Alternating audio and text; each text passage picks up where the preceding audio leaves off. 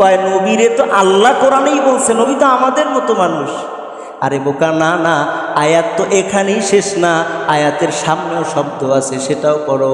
আল্লাহ যেহেতু বলছেন কুল ইন্নামা আনা বাশারুম মিসলুকুম ইউহা ইলাইয়া, ও নবী আপনি বলেন আমি তো তোমাদের মতো মানুষ, তবে কি কয় তবে আমার উপর ওহী আসে, তোমাদের কারো উপর ওহী আসে না। তা নবী আমাদের মতো মানুষ? ওই বেদাতি ভণ্ডরা অনেকে দলিল দিয়া কয় লা তাকরাবুস সালাহ, নামাজের কাছেও যাইও না, কোরআনে আছে।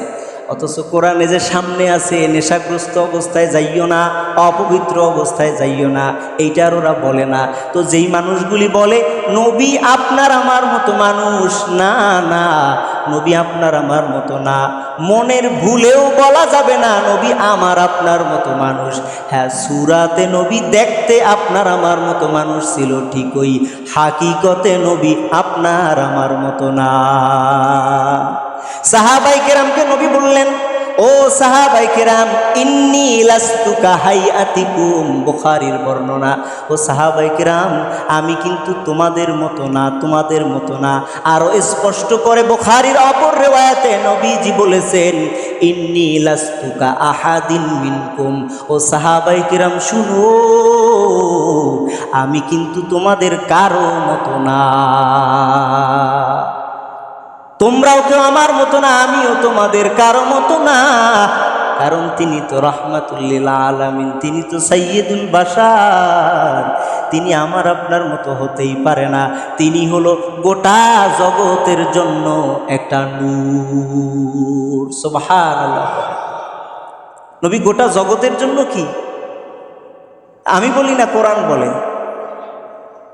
কোরআন কারিমে আমাদেরকে জানিয়ে দিয়েছে নবী হলো গোটা জগতের জন্য নূর, নূর আলো। নবী গোটা জগতের জন্য হলো আলো। قد جاءكم من الله نور وكتاب مبين। কোরআন কারিমে আল্লাহ কয় কদ জাআকুম, আমার তরফ থেকে, কদ জাআকুম মিনাল্লাহি নূর, মিনাল্লাহি নূর, নবী হলো আমার তরফ থেকে একটা নূর, একটা নূর তোমাদের কাছে আসছে। নূর হিসাবে, কি হিসাবে? কদ জাআকুম মিনাল্লাহি নূর, মিনাল্লাহি আমি আল্লাহর তরফ থেকে নূর, তোমাদের জন্য আমার মুহাম্মদুর রাসূলুল্লাহ হলেন একটা নূর, একটা আলো।